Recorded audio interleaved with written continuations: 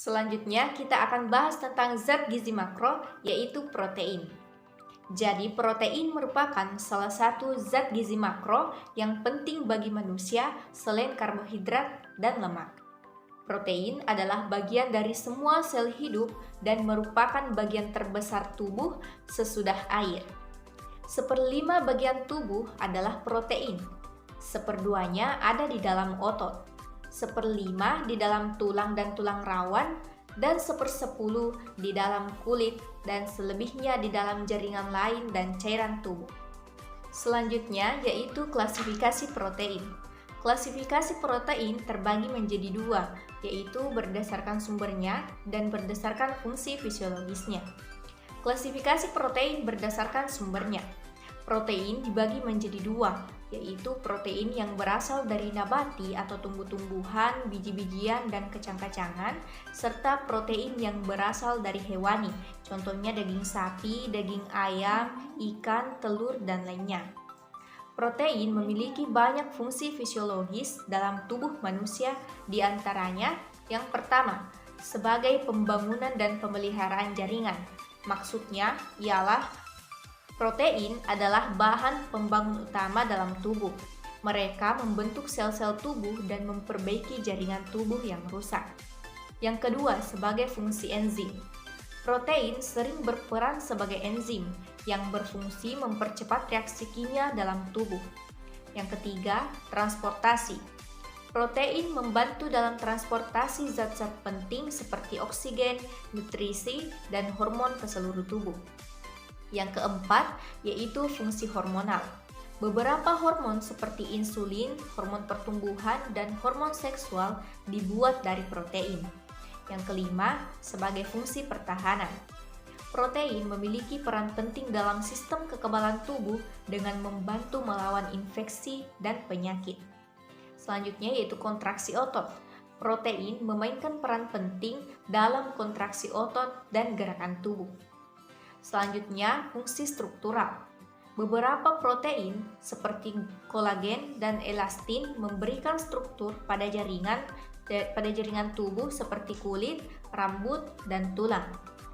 Sebagai fungsi penyimpanan, yaitu protein dapat berfungsi sebagai sumber energi atau disimpan untuk digunakan kemudian. Oleh karena itu, protein sangat penting untuk kesehatan dan keberlangsungan hidup manusia. Selanjutnya yaitu mutu protein. Untuk menentukan mutu protein dapat diukur dengan menggunakan skor asam amino atau SAA dengan membandingkan jumlah asam amino pembatas dan membandingkan dengan asam amino sejenis dalam campuran asam amino dan protein pembanding.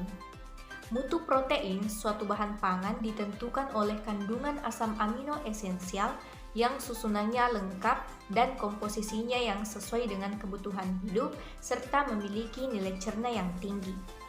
Nilai cerna protein adalah besarnya kemampuan suatu protein untuk dihidrolisis menjadi asam-asam amino oleh enzim pencernaan yang selanjutnya akan diserap dan digunakan oleh tubuh. Selanjutnya, fungsi protein. Secara umum, protein berfungsi antara lain untuk pertumbuhan, pembentukan komponen struktural, pengangkut dan penyimpanan zat gizi, sebagai enzim, pembentukan antibodi, dan sumber energi. Selanjutnya yaitu metabolisme protein. Yang pertama, pencernaan protein sebagian oleh enzim pepsin dan asam lambung.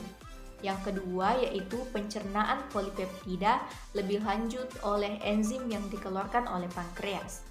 Yang ketiga, pencernaan akhir rantai asam amino menjadi asam amino tunggal sebagian besar terjadi di dalam sel usus kecil. Yang keempat, asam amino diserap ke dalam vena portal dan diangkut ke hati. Dari sana mereka memasuki aliran darah umum.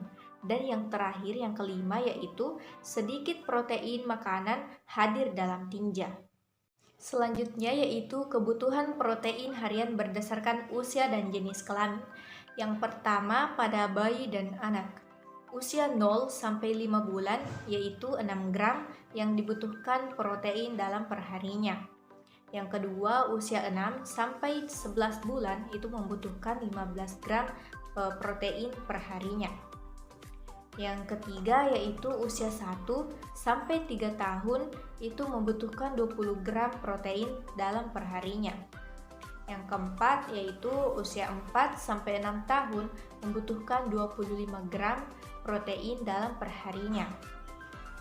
Usia 7 sampai 9 tahun itu membutuhkan 40 gram protein dalam perharinya.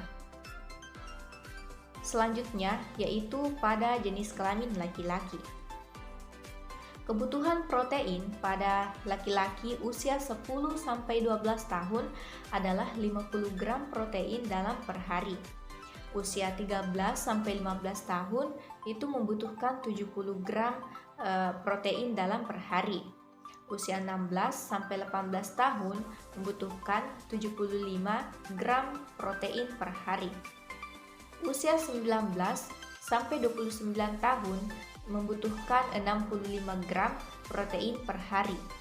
Umur 30 sampai 64 membutuhkan 65 gram protein per hari. Dan umur 65 sampai umur 80 tahun ke atas membutuhkan sebanyak 64 gram protein dalam per hari. Selanjutnya pada jenis kelamin wanita. Pada wanita, umur 10 sampai 12 tahun membutuhkan 55 gram protein per hari. Yang kedua, usia 13 sampai usia 18 tahun membutuhkan sebanyak 65 gram protein dalam perharinya. Selanjutnya, usia 19 sampai 64 tahun itu membutuhkan 60 gram protein per hari. Dan yang terakhir yaitu umur 65 sampai umur 80 ke atas membutuhkan 58 gram protein per hari. Yang keempat yaitu pada ibu hamil dan menyusui. Pada trimester 1, 1 gram lebih nutrisi harian. Trimester 2 lebih dari 10 gram dan trimester 3 lebih dari 30 gram. Pembahasan selanjutnya yaitu tentang makanan sumber protein. Contoh makanan sumber protein hewani adalah telur, daging, ayam, dan ikan.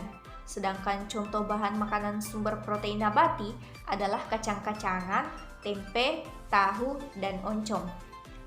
Beras juga merupakan sumber protein nabati dan sumbangannya terhadap asupan protein orang Indonesia cukup besar karena dikonsumsi sebagai makanan pokok. Salah satu masalah kesehatan yang diakibatkan oleh kekurangan protein yaitu kwashiorkor. Kwashiorkor adalah kondisi malnutrisi parah akibat kekurangan protein dalam tubuh. Pada penderita kwashiorkor, gejala utama yang muncul umumnya berupa pembengkakan di bawah kulit atau edema di bagian tubuh tertentu, terutama pada bagian kaki dan wajah. Bukan hanya itu, perut anak pun menjadi buncit yang sering terjadi bersamaan dengan beberapa gejala kekurangan protein pada anak.